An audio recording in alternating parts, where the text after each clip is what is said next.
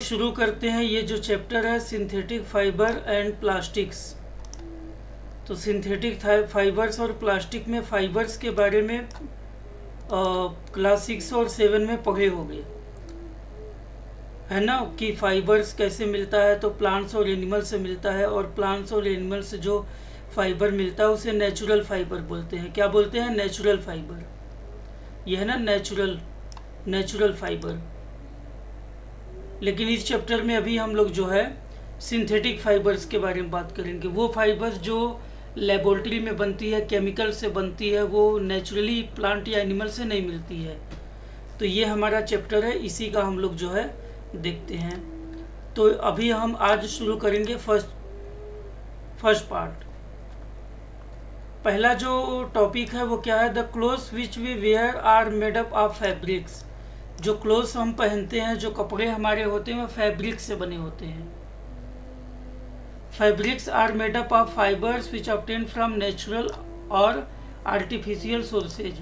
और फैब्रिक क्या होते हैं? फैब्रिक वो होते हैं जो हमें नेचुरल या आर्टिफिशियल सोर्स से मिलते हैं। नेचुरल या आर्टिफिशियल सोर्स।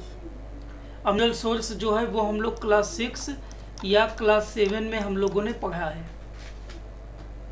ठीक है, उसको पढ़ा है। इस चैप्टर में हम लोग आर्टिफिशियल सोर्सेज के बारे में पढ़ेंगे, लेकिन सबसे पहले जाने कि फाइबर्स क्या होता है, हम लोग जाने कि फैब्रिक क्या होता है।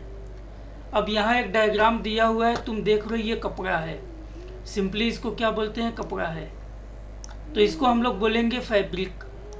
ये जो कपड़ा दिया है इसको हम लोग बोलेंगे फैब्रिक, ठीक है। फैब्रिक का अगर एक धागा निकालोगे तो उसको हम लोग बोलते हैं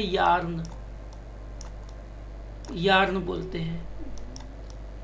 और उस यार्न को जब हम खोलेंगे तो ढेर सारे थ्रेड लाइक स्ट्रक्चर, रेसे जैसे निकलेंगे। उन रेसों को हम लोग क्या बोलते हैं? फाइबर्स। क्या बोलते हैं? फाइबर्स। 3 नंबर दे दो इसको, 3 नंबर। तो पहले फाइबर होते हैं पतले पतले, उनको हम लोग जो इकट्ठा करते हैं तो यार्न बनते हैं, और यार्न से हम लोग कपड़े बनाते हैं। इस डायग्राम में भी अगर तुम लोग देखो तो यहाँ पे दिख रहा है स्पष्ट रूप से कि ये फाइबर है। ये हमारा फाइबर है। फाइबर को हमने इकट्ठा किया तो यार्न बन गया, ये यार्न बन गया, ये फाइबर था, और उस यार्न से हमने कपड़े बनाए, फैब्रिक बनाए। तो ये है पूरी कहानी फैब्रिक की, जो हम लोग क्लास 6 और 7 में फाइबर टू फैब्रिक नाम का चैप्टर था उसमें पढ़ लिए हैं। अब हमारे बुक में एक टेबल दिया गया है नेचुरल एंड आर्टिफिशियल फाइबर के बारे में। तो यहाँ जो है 2-3 प्रकार का सीरियल नंबर पहले तो लिख दो, 1 2 3 4 5। इसमें 5 है, 1 2 3 4 5। नेम ऑफ आर्टिकल, किसी कपड़े का नाम लिख दो, कोई सामान लिख दो जो फैब्रिक से बना है, फाइबर से बना है, जो फाइबर से बना है।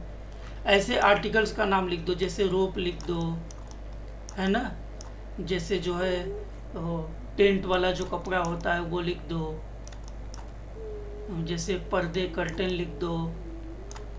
यहाँ जो है चटाई होती है, कारपेट होता है, वो लिख दो, शर्ट लिख दो, कुछ लिख दो। अब यहाँ पे लिखो कि वो नेचुरल है या आर्टिफिशियल फाइबर है। यानी जो रोप रस्सी बनती है वो नेचुरल फाइबर से, अगर वो नायलॉन वाली है तब तो आर्टिफिशियल होगा, अगर वो जूट वाली रस्सी है तब तो नेचुरल होगा। तो जैसा है वैसा इसको करो, खुद से सीखो क्या है। अब हम लोग देखेंगे सिंथेटिक फाइबर होता क्या है।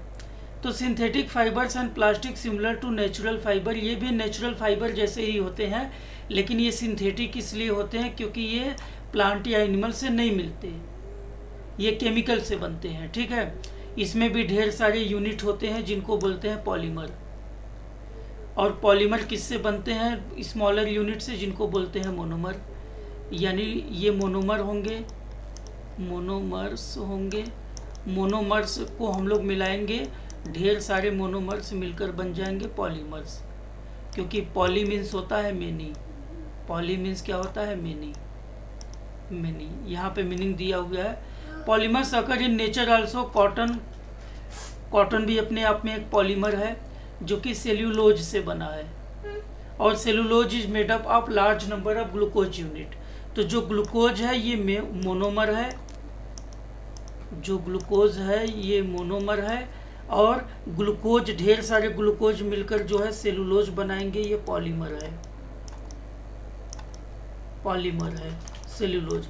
और ये सेलुलोज से क्या बनेगा, कॉटन बनेगा। ठीक है, समझ में आ गया। आगे बढ़ते हैं। Natural fibres obtain from plants and animal sources.